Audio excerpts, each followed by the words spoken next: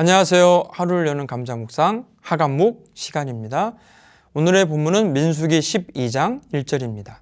모세가 굿수 여자를 취하였더니 그 굿수 여자를 취하였으므로 미리암과 아론이 모세를 비방하니라. 오늘의 감사, 나를 변호해 주시는 하나님께 감사. 오늘 말씀에 모세가 비방을 당하는 사건에 휘말리게 됩니다.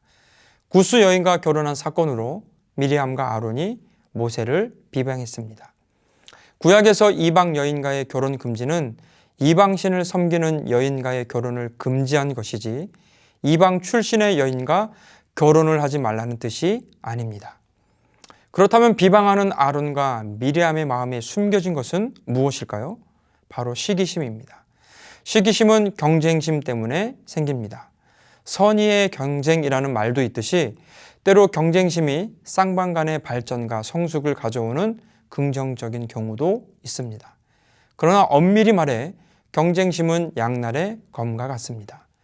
무모한 경쟁심을 갖다 보면 나보다 조금이라도 나은 사람을 만날 경우 열등감이 찾아와 자신감을 잃게 되고요. 반면에 자기보다 조금이라도 못한 사람을 만날 경우 우월감에 빠져 교만하게 되기 쉽습니다. 아론과 미리암은 여호와께서 모세와만 말씀하셨느냐? 하나님께서 모세를 자기들보다 더 중요하게 쓰신다는 시기심, 열등감이 비방으로 이어진 것입니다. 우리는 시기심에서부터 시작되는 비방을 경계해야 합니다. 살다 보면 모세처럼 부당하게 비방을 받기도 합니다. 어디든지 상습적인 비방자는 늘 있기 때문입니다. 모세의 반응을 성경은 성품으로 기록했습니다. 비방자에 대한 모세의 태도는 온유였습니다. 하나님께서 모세를 변호하신 이유가 온유함입니다. 모세는 인간적으로 볼 때 온유한 사람이 아니었습니다. 욱하는 성격이 있는 사람이었습니다. 그런데 그는 하나님 앞에서 철저하게 길들여진 사람입니다. 하나님께서 멈추라고 하시면 멈추는 사람이었습니다. 모세를 변호하시는 두 번째 이유는 충성됨입니다. 이제 하나님이 개입하셔서 회막으로 새 사람을 부르신 다음 예언자라고 해서 다 같은 것이 아니라는 사실, 그리고 하나님께 있어서 모세는 특별한 존재라는 사실을 분명히 하십니다.